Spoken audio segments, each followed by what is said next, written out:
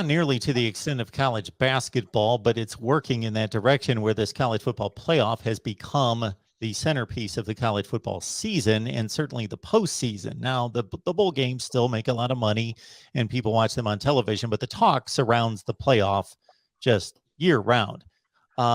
We know that the Pac-12 has missed 5 consecutive playoffs. We know that the champion would make it under most of the proposals that were offered starting last summer that would keep the conference in the national conversation and in play. And if the conference could get, if you look at the models of what a 12-team playoff would look like year to year throughout the playoff era and before, if the conference could get back to its standing of 2015, 16 in that range, there would be 2 typically Pac-12 entries into the playoffs. So from a football standpoint, which generally equals a monetary standpoint, it just, it doesn't make any sense. But this alliance, for as vague as it is, must have some traction and strength to it.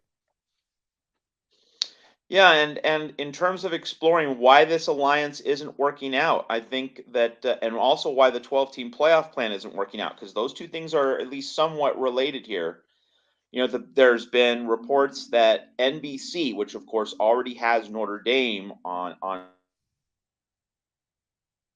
its package, already has NBC is pursuing a Big Ten football rights deal, and that really is the holdup here, isn't it? Like the NBC and CBS might go for a Pac-12 deal, and the Pac-12's next round of media rights negotiations that's going to be coming up at the end of 2023, so not too far in the distance.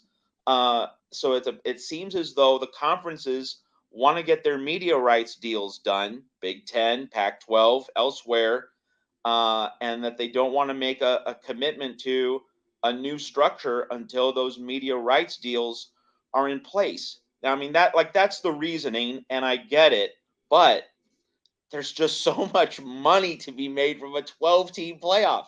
Why wouldn't you want that money coming in 2023 or at least 2024 instead of waiting until 2026? So I get the media rights.